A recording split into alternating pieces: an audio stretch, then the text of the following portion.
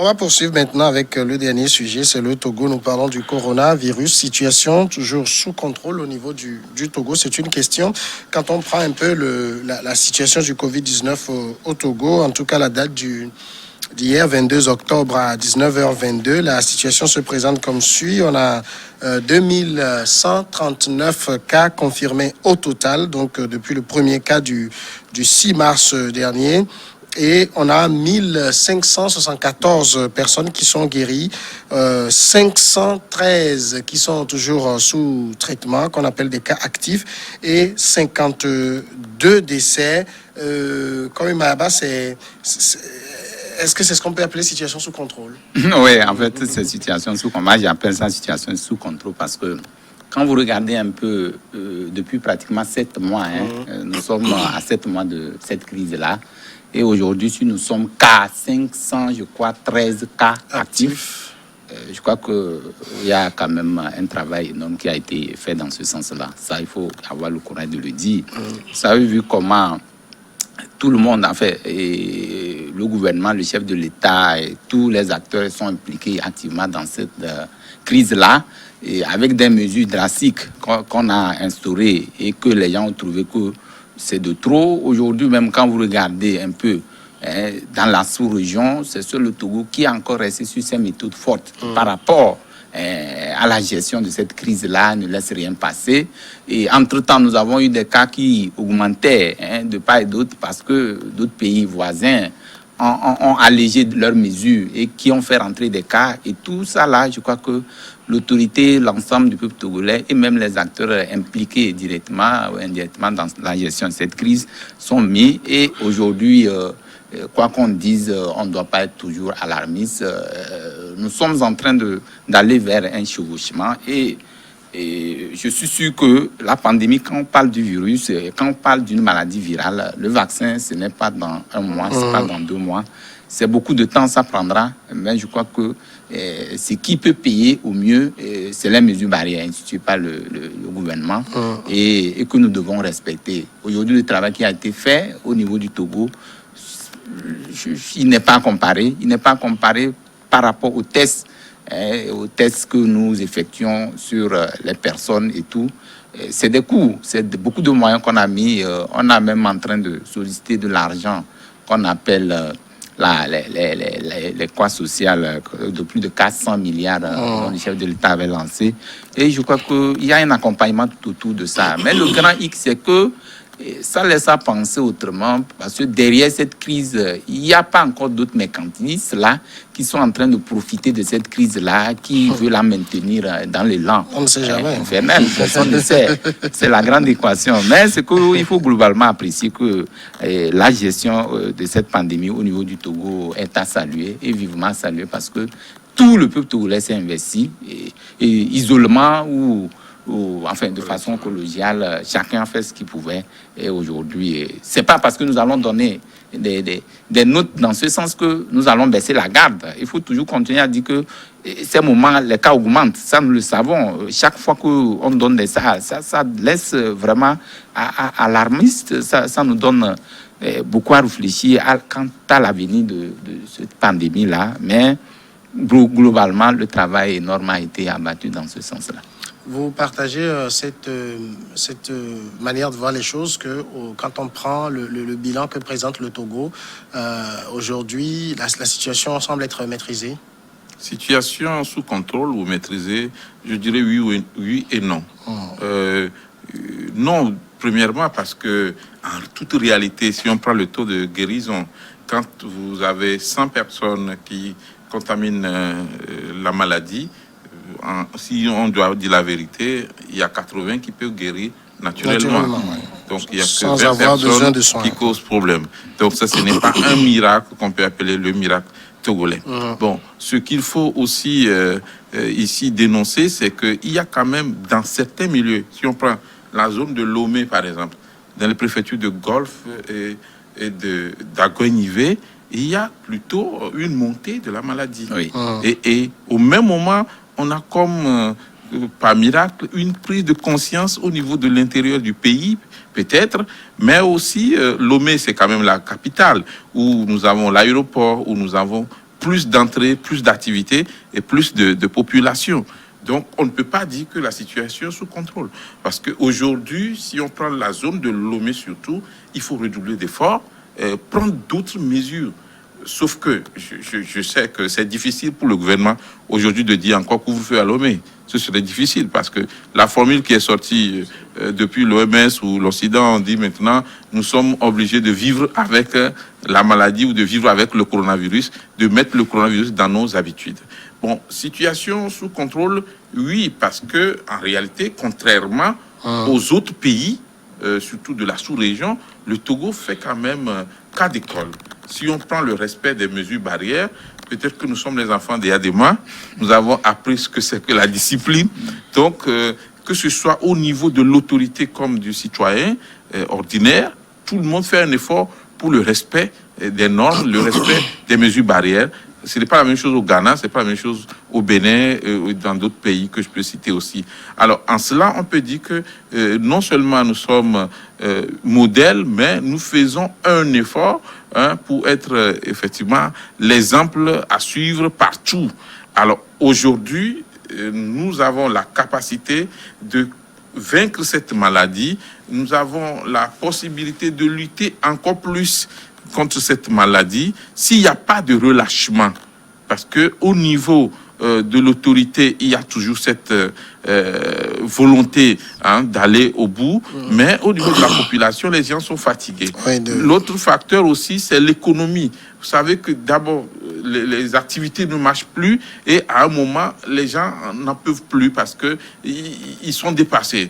Les gens ont faim, la pauvreté continue et malheureusement, les programmes annoncés à tambour battant, on a comme l'impression que ces programmes sont en train de feinter un tout petit peu la grande majorité de la population togolaise. Alors aujourd'hui, nous pouvons dire que oui, le Togo fait un effort pour continuer par faire respecter les mesures barrières, mais en même temps aussi, si on prend la zone de Lomé, il y a des craintes. Et à l'approche des fêtes de fin d'année, je veux parler de décembre, j'ai vraiment peur, surtout pour les grandes villes du Togo, parce que si on ne prend pas des mesures pour sensibiliser avec d'autres formes, d'autres stratégies, on risque encore d'assister à un taux de contamination élevé dans certaines villes. D'accord. Est-ce qu'on peut parler d'un miracle togolais de gestion du coronavirus? Parce que je suis en train de faire la comparaison entre ne serait-ce que les chiffres du Togo et ceux du Bénin. Je l'ai donné. Le Togo affiche 2139 cas. Le Bénin affiche 2557 cas. Donc, le Bénin en hausse.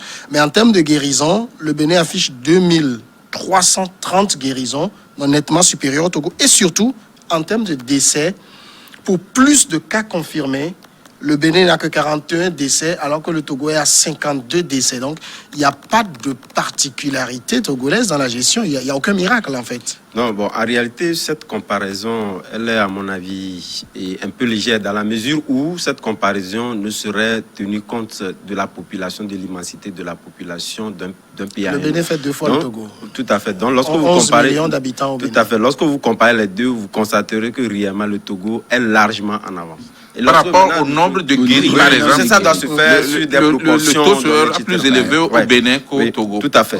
Donc, sur cet aspect, moi, je pense que le Togo a montré véritablement une certaine efficacité. Non, en fait, ce que vous dites, j'ai du mal à vous suivre parce que vous avez 2 pays qui pratiquement ont été en contact au virus au même moment et vous avez un Togo qui fait 2139 cas pour 1574 guérisons. Oui. Et vous avez un Bénin qui fait 2557 cas pour 2330 guérisons. Oui. Contact, même moment quasiment. Oui, je vais pourquoi sur ce plan, proportion. Le nombre de guéris, effectivement, c'est la proportion de la population joue. Voilà.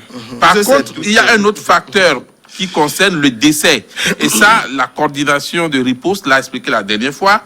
Au Togo, il faut se dire la vérité, systématiquement, les décès sont comptabilisés.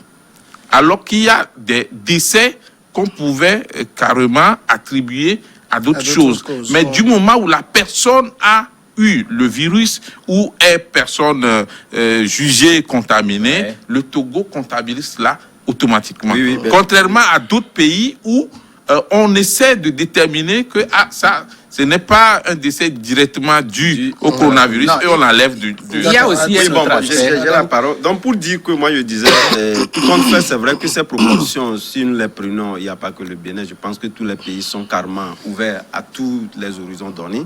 Et ça, réellement, on ne pourrait pas prendre les deux cas pour juger réellement ou apporter réellement des avis ou un jugement assez concret de la virulence de cette Covid-là.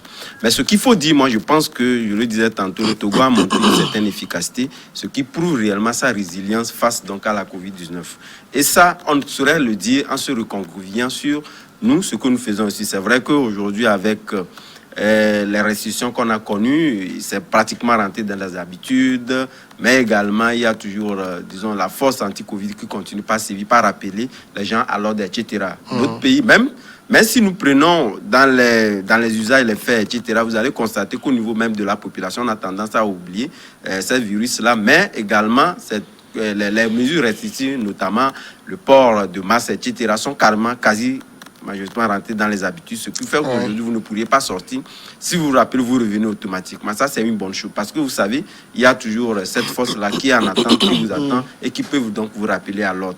Mais ce qu'il faut dire, réellement, je pense qu'aujourd'hui, à part ces mesures, lorsque vous constatez, moi j'étais dans un hôtel de la place, lorsque vous voyez l'afflux, ça voudrait dire quelque part que lorsque nous prenons au niveau des frontières, surtout au niveau de l'aéroport, ça voudrait dire qu'il y a un travail d'efficacité qui est fait. Les gens arrivent en masse. Mais ça, également, ça n'a pas permis à ce qu'on arrive à une situation d'hécatombe. Donc, sur tous ces aspects-là, on n'a pas fermé les frontières surtout aériennes. Et comme je vous le dis tantôt, lorsque vous prenez les proportions d'entrée dans nos pays, c'est énorme. Les gens viennent de la France, etc.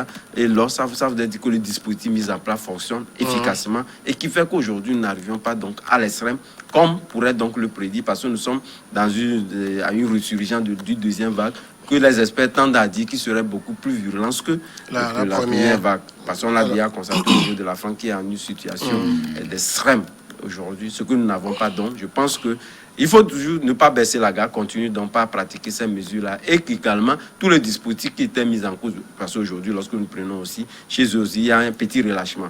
Tel qu'on l'avait pris au début, on ne le constate pas aujourd'hui de la même manière. Il ne faut pas baisser la garde. D'accord. Comme il m'a dit, 52 morts, il y a trop de morts au Togo. Oui, il y a trop de morts. Même si c'est un mort, c'est un mort de trop. Mais beaucoup de choses... qu'est-ce qui explique les bons? En fait, on dit que c'est la comorbidité, en fait. Et ce qui entraîne souvent ces morts, c'est les gens qui ont la comorbidité. Aujourd'hui, la stratégie, je voulais même revenir là-dessus, la stratégie togolaise, c'est quoi? C'est lorsqu'il y a des foyers de contamination quelque part, que l'équipe de riposte prend des mesures et on boucle les zones pour pouvoir... On passe tout le monde là. Voilà, c'est que pour limiter la propagation de cette pandémie-là. C'est ça même qui a payé avec le couvre-feu qu'on a encore instauré entre-temps au niveau de Tchaodio, Sotobois et Tchamba, qui aujourd'hui, ma foi, quand vous regardez dans ces localités ou dans ces préfectures, les cas ont pratiquement baissé, il n'y en a plus. Maintenant, ces cas ont migré vers Lomé encore, comme on le disait, qui augmente tous les jours. Maintenant, l'équipe...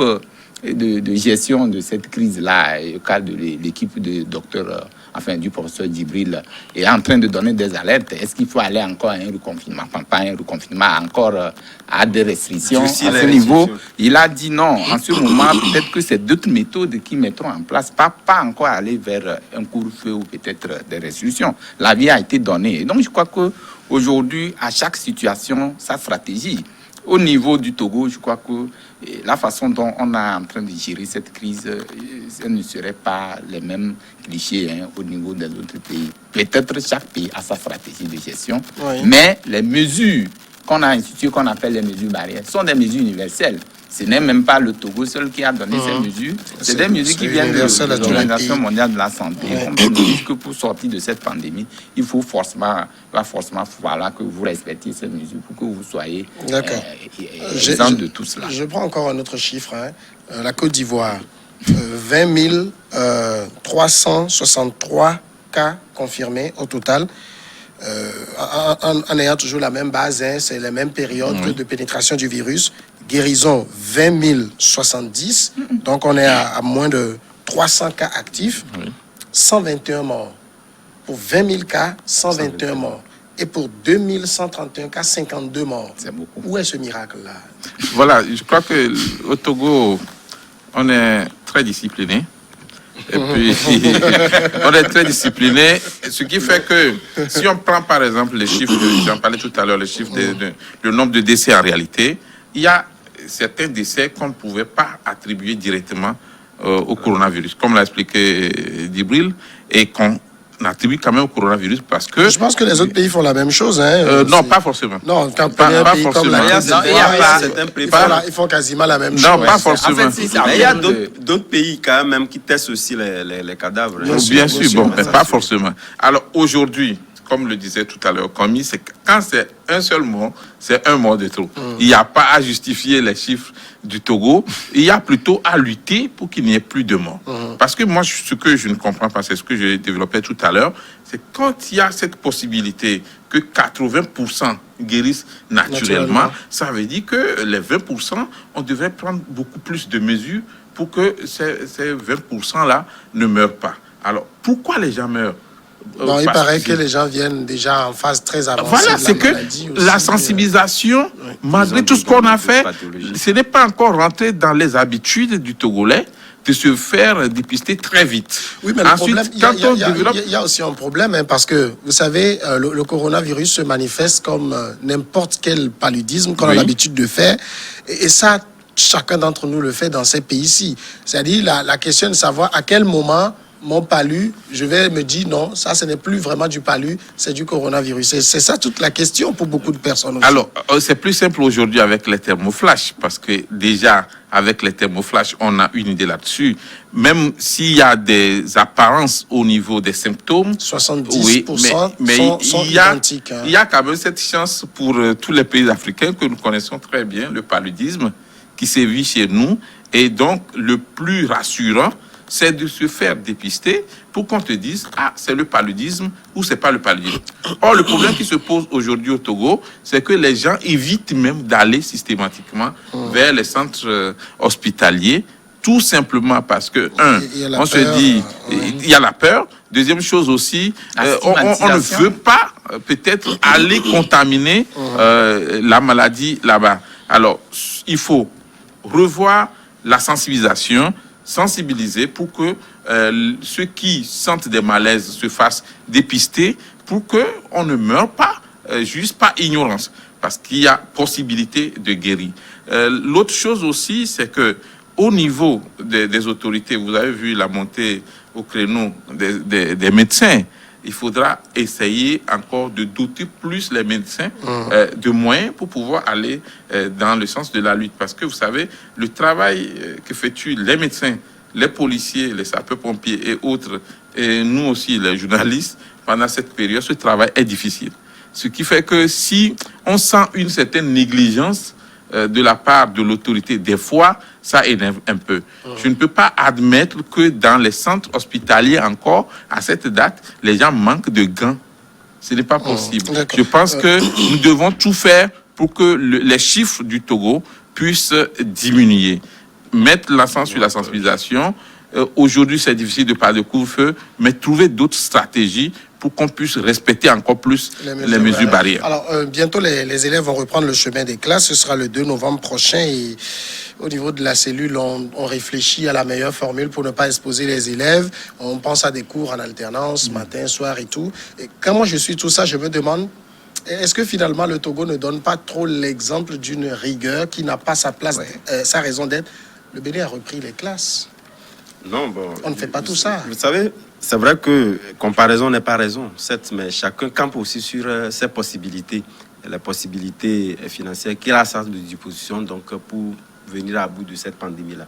C'est vrai que moi, ce que je regrette naturellement aujourd'hui, on a tendance à toujours parler de l'économie en berne. Aujourd'hui, on n'a pas la facilité de pouvoir donc correspondre facilement en termes économiques avec les pays du Nord, etc. Mais au niveau même de la CEDEAO, nous avons connu réellement un ralentissement des activités. C'est vrai qu'aujourd'hui, c'est facile. Lorsqu'on nous dit les frontières sont toujours restées fermées, moi je vois des gens qui rentrent et reviennent chaque jour du Bénin. Tout le temps. Tout le temps, ils Entre le Togo, le Bénin, Voilà. le Ghana, est-ce qu'il y a de vraies frontières?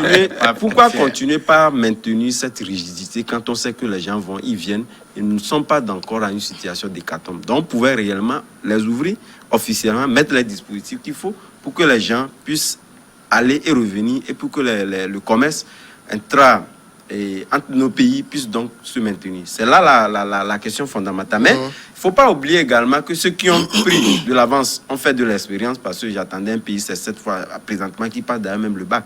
Mais le Togo aussi, on ne peut pas dire parce que le Bénin a repris. On peut quand même aller s'inspirer des mesures prises par le Bénin pour arriver donc à cette situation. Quand bien même qu'ils ont repris les classes, on n'est pas arrivé à une situation, ils ne sont pas assez loin lorsqu'on compare les chiffres, vous l'avez dit tantôt. Donc on peut s'inspirer pour voir qu'est-ce qu'on peut implémenter chez nous aujourd'hui. De toute façon, j'aurais même appris que d'ailleurs même, il se peut, je ne sais pas si l'information est vraie, c'est les réseaux sociaux, que la rentrée risque encore d'être repoussée. Ici? Oui, j'ai appris quelqu'un qui me le disait. C'est les réseaux sociaux, on attend de voir. Donc ça voudrait dire, c'est vrai qu'on a une situation en face où on n'a pas encore pris langue avec les remous qui surviennent un peu partout. Ouais.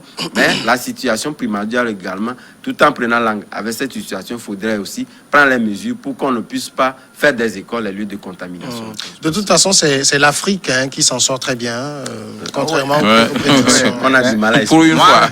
Moi, Samuel, comme tu le dis, moi, je Pour une suis fois, un on peu- accepte les bien derniers de la sûr. classe. Oui. non, maturité, les derniers. Ouais, moi, je suis peiné par rapport aux mesures trop drastiques parfois que nous constatons. Parce que vous savez, la maladie, quand on dit on vit avec la maladie, il faut utiliser d'autres méthodes. Pas Non, des méthodes comme fortes. attention, nous Non, sommes je viens. sommes sur les médias. Oui, attendez. oui, n'empêche, laissez-le Laisse-moi développer aller son au bout de idée. mon analyse. Il ne C'est-à-dire faut que- pas tout dire. Hein. Aujourd'hui, avec ces méthodes-là, parfois, vous risquez même d'amener des gens à l'hécatombe. Parce que vaut mieux sensibiliser, dire à la personne les dangers liés à la chose, plutôt que de donner l'impression comme quoi c'est dans cette méthode forte-là qu'on peut trouver des solutions. Je suis désolé de le dire parce que parfois, quand vous voyez, vous n'expliquez rien à personne, vous ne leur donnez pas de garantie, vous venez vous ramasser des choses pour dire mais ce n'est pas la solution à mon avis. Enfin, il faut aller vers les personnes, leur expliquer les fondamentaux même de cette maladie-là, afin que vous preniez langue ensemble avec ces personnes-là et vous utilisez ensemble des méthodes pour pouvoir arriver à des situations que nous connaissons malheureusement. Ailleurs... Moi, je ne suis pas d'accord Oui, attends, je vais sur chuter. ce plan. Oui, ailleurs, je vais chuter pour dire que plus on utilise des méthodes fortes, c'est vrai qu'on a donné le temps à la population de s'accoutumer par rapport aux mesures barrières et tout. C'est pour nous éviter de cette maladie. Mais aussi au cas échéant, parce qu'il y a d'autres personnes qui me connaissent. Les gens ont encore le déni de la maladie. Bien sûr. Les gens On a disent non, beaucoup. qu'il n'y a pas de virus, le D'accord. corona là Monsieur, qui il existe. nous reste 4 Donc minutes. je suis sûr que si en allant vers la sensibilisation, tous les jours que Dieu fait, nous sommes sur les médias, nous en parlons tout le temps. Mais je ne pense pas que le bâton peut corriger mieux que la sensibilisation. La stratégie du Togo, c'est justement le bâton et la carotte. Alors, aujourd'hui, il ne faut pas se tromper. La sensibilisation continue. On peut mieux faire. Mais dire que ce n'est pas bon d'utiliser les moyens forts, je ne suis pas d'accord parce que c'est cette discipline-là dont on parlait tout à l'heure. C'est ça qui nous a permis quand même de réduire un peu le taux de contamination. Aujourd'hui, l'homme, d'une façon générale, aime voir le gendarme pour se conformer. Donc, il faudrait continuer la sensibilisation, mais en même temps aussi, il faut sévir. Si on ne fait pas ça, on risque d'avoir quand même un taux élevé. Et le gouvernement a cette responsabilité de sévir pour protéger la même population. Messieurs, on va attribuer les notes. Vous connaissez donc déjà désormais le principe. Hein, c'est comme ça qu'on finit la semaine sur le plateau de regard croisé. Adam Adjonou. Oui, moi j'ai une note de 5 sur 10 à tous les usagers. C'est vrai que nous sommes dans une période de pandémie qui fait également des rages, on a également des décès, et que l'imprudence des uns et des autres conduisent à plus tuer que le coronavirus, parce que je me souviens le dimanche dernier, où pratiquement 2 agents de la Covid ont perdu la vie, c'était tout près, et à Agoué, au lycée d'Agoué, où une voiture est venue percuter, l'autre est mort sur place, mais j'aurais appris que le second aussi est décédé après. Donc moi j'appelle je donne 5 sur 10 à tous ces usagers-là qui doivent réellement user d'une méthode assez peuplée pour amener à ce qu'on ne puisse pas arriver donc à ces décès qui puissent donc transcender les décès de Covid-19. Vigilance sur les routes. Comme Mayaba. Oui, s'il faut donner une note, c'est une note de 3 sur 10 à la société Ebomaf. Et pourquoi je donne 3 sur 10? Parce que depuis le démarrage de ces activités sur le tronçon Lomé-Palimé, vous avez vu les perturbations que ce quartier, le quartier Adidogomé, a connu. Il n'y a plus d'électricité, il n'y a plus de courant, il n'y a plus d'Internet. La population s'alarme tous les jours que Dieu fait. Je crois que avant le démarrage de ces activités, il fallait prendre des dispositions pour pouvoir, puisque vous savez, avec leurs tracteurs, ils débouchent tous les canaux et puis les fils et tout est coupé, tout sont noirs. Il a fallu parfois des coups de fil de certaines personnes pour appeler à des hiérarchies données afin qu'on ne puisse faire le rétablissement de ces outils-là. Je crois que ces infrastructures-là. Je crois que c'est des mesures préalables qu'on devait peut-être prendre avant qu'on ne puisse tomber à ces situations. On vous dira qu'on ne fait pas d'omelette sans casser les yeux non plus. Vivien Tommy. Oui, moi j'aurais voulu donner 3,5 sur 10 à Madame Sina Lonson, mais je vais plutôt attribuer la note à Togocom et en même temps à la CET. Je crois que les citoyens que nous sommes, nous méritons du respect et nous méritons que nos droits soient respectés, notamment le droit du consommateur. Donc Togocom aujourd'hui est en train de jouer avec les maigres sous des pauvres Togolais. La connexion Internet est vraiment catastrophique. Je pense que quand on dépense son argent, on veut avoir des résultats. Que ce soit Togocom, que CET, il faut respecter les citoyens. La CET ne peut pas couper l'électricité, comme on le dit chez nous, c'est vulgaire, comme cela lui plaît, sans nous avertir, parce que la CET savait qu'il y aurait effectivement des travaux. Il fallait prendre des dispositions. Le Togo ne doit pas rester dans le noir. Nous avons perdu beaucoup de temps avec le coronavirus. Il faudra qu'on travaille. Donc 3,5 à Togocom et à la CET. Merci Vivien Tommy. Merci Adam Adjronou. Komi Mayaba, merci beaucoup. Merci à vous tous aussi de nous avoir suivis. Continuez par vous protéger contre le coronavirus et passez une très excellente fin de semaine.